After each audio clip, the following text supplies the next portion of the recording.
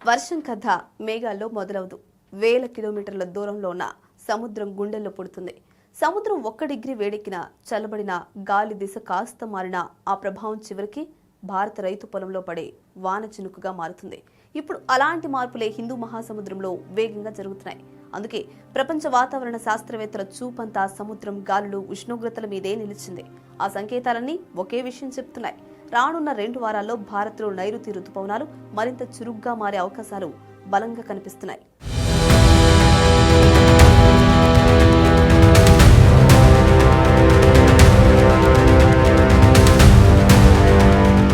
భారత్లో రానున్న 2 వారాలు విస్తృతంగా వర్షాలు కురిసే అవకాశాలు పెరుగుతున్నాయని వాతావరణ నిపుణులు చెప్తున్నారు. ఈ మార్పుకు అనేక ప్రకృతి శక్తులు కలిసి పనిచేస్తున్నాయి.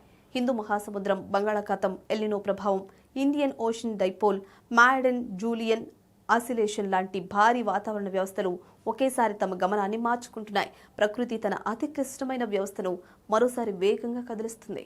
సాధారణంగా వర్షాన్ని మేఘాలతో ముడిపెడతాం. శాస్త్రం చెప్పే కథ మాత్రం ఇంకా లోతుగా ఉంటుంది. సముద్రంపై పడే సూర్యకిరణాల వేడి, సముద్ర జలాల ఉష్ణోగ్రత, గాలుల వేగం, గాలుల దిశ, సముద్ర అడుగున జరిగే మార్పులు ఇవన్నీ కలిసి వేల కిలోమీటర్ల దూరంలో వర్షాన్ని సృష్టిస్తాయి. ఒక సముద్రంలో మొదలైన చిన్న మార్పు మరో దేశం వ్యవసాయాన్ని ప్రభావితం చేసేంత శక్తిని కలిగి ఉంటుంది. ప్రస్తుతం అలాంటి పరిణామాలే హిందూ మహాసముద్రంలో కనిపిస్తున్నాయి. ప్రస్తుతం ఇండియన్ ఓషన్ డైపోల్ తటస్థ దశలో కొనసాగుతోంది. హిందూ మహాసముద్రం తూర్పు, పడమర ప్రాంతాల మధ్య ఉష్ణోగ్రతల్లో పెద్ద వ్యత్యాసం ఇంకా ఏర్పడలేదు. ఈ ఉష్ణోగ్రతల తేడాని భారత రుతుపవనాల బలాన్ని ప్రభావితం చేసే ప్రధాన వ్యవస్థల్లో ఒకటి. ప్రస్తుతం అది పూర్తిగా రూపుదిద్దుకోకపోయినా సముద్రంలో పరిస్థితులు వేగంగా మారుతున్నాయని వాతావరణ శాస్త్రవేత్తలు గుర్తించారు. తూర్పు హిందూ మహాసముద్రంలో గాలుల దిశను ఇప్పుడు అనేక ప్రకృతి శక్తులు ప్రభావితం చేస్తున్నాయి. పశ్చిమ పసిఫిక్ మహాసముద్రంలో ఏర్పడుతున్న టైఫూన్లు, ఉష్ణమండల పశ్చిమ గాలులు, క్రమంగా బలపడుతున్న ఎల్నినో ప్రభావం కలిసి అక్కడి వాతావరణాన్ని మార్చేస్తున్నాయి. అదే సమయంలో తూర్పు హిందూ మహాసముద్రంపై ఉరుములు, మెరుపులతో కూడిన మేఘాల చలనం బలంగా కొనసాగుతుంది. ఈ పరిస్థితి వాతావరణ వ్యవస్థ అత్యంత చురుగ్గా పనిచేస్తుంది అనే సంకేతంగా శాస్త్రవేత్తలు భావిస్తున్నారు. హిందూ మహాసముద్రానికి మరో ప్రత్యేకత ఉంది. పసిఫిక్ మహాసముద్రంతో పోలిస్తే దీని విస్తీర్ణం తక్కువ. అందుకే అక్కడి ఉష్ణోగ్రతలు, గాలులు, సముద్ర ప్రవాహాలు వేగంగా మారిపోతూ ఉంటాయి. రాబోయే రోజుల్లో ఎల్నినో మరింత బలపడితే ఇండియన్ ఓషన్ డైపోల్ ఏర్పడే అవకాశాలు పెరుగుతాయి. ఆసక్తికరమైన విషయం ఏంటంటే ఎల్నినో సాధారణంగా భారత రుతుపవనాలను బలహీనపరిచే లక్షణం కలిగి ఉంటుంది. అదే సమయంలో ఏర్పడే ఐఓడి ఆ ప్రభావాన్ని కొంతవరకు తగ్గించే శక్తిని కలిగి ఉంటుంది. ప్రకృతి ఒక సమతుల్యాన్ని సృష్టించే ప్రయత్నం చేసినట్టుగా ఈ వ్యవస్థ పనిచేస్తుంది. ఇండోనేషియా, జావా ద్వీపాల సమీపంలో సముద్ర ఉపరితల ఉష్ణోగ్రతలు క్రమంగా తగ్గుతున్నాయి. దీనికి కారణం అప్వెల్లింగ్ అనే సహజ ప్రక్రియ.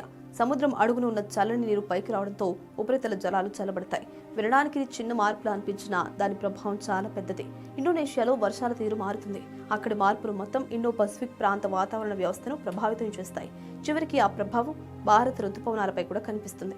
సముద్రం అడుగున జరిగే మార్పులు భూమిపై కోట్లాది మంది జీవితాలను ప్రభావితం చేసే శక్తిని కలిగి ఉంటాయి. భారత్పై కూడా వాతావరణ పరిస్థితులు వేగంగా అనుకూలంగా మారుతున్నాయి. ఉత్తర, తూర్పు భారత్లో వర్షాలను మోసుకొచ్చే వ్యవస్థలు చురుగ్గా మారుతున్నాయి. మరోవైపు మ్యాడెన్ జూలియన్ ఆసిలేషన్ అనే భారీ ఉష్ణమండల వాతావరణ తరంగం దక్షిణ బంగాళాఖాతం వైపు కదులుతుంది. ఈ వ్యవస్థ ఏ ప్రాంతానికి చేరుకుంటే అక్కడ మేఘాల ఏర్పాటు వేగంగా పెరుగుతుంది. గాలిలో తేమ అధికమవుతుంది. వర్షాలు కురిసే అవకాశాలు కూడా పెరుగుతాయి. ప్రస్తుతం అది భారత రుతుపవనాలకు అనుకూల దశలో ఉండడం గుడ్ న్యూస్ గా భావిస్తున్నారు నిపుణులు. ఈ పరిణామాలన్నీ కలిసి రానున్న 2 వారాల్లో దేశంలోని అనేక ప్రాంతాల్లో భారీగా వర్షాలు కురిసే అవకాశాలను బలపరుస్తున్నాయి. రైతులకు ఇది ఊరటనిచ్చే వార్త. జలాశయాల్లో నీటి నిల్వలు పెరిగే అవకాశం ఉంది. భూగర్భ జలాలు పునరుజ్జీవం పొందే పరిస్థితులు కనిపిస్తున్నాయి. మరోవైపు భారీ వర్షాలు కురిసే ప్రాంతాల్లో వరదలు, కొండ చర్యలు విరిగిపడడం, పట్టణాల్లో నీటి మునిగే పరిస్థితులు కూడా ఎదురయ్యే అవకాశం ఉండడంతో అధికారులు పరిస్థితులను నిశితంగా పరిశీలిస్తున్నారు. నిజానికి ప్రకృతి తన రహస్యాలను ఒక్కసారిగా బయటపెట్టదు. ముందుగా సముద్రంలో ఒక అల కదులుతుంది. ఆ తర్వాత గాలి దిశ మారుతుంది. తర్వాత సముద్రం ఉష్ణోగ్రత మారుతుంది. చివరికి ఆకాశం మేఘాలను మోసుకొస్తుంది.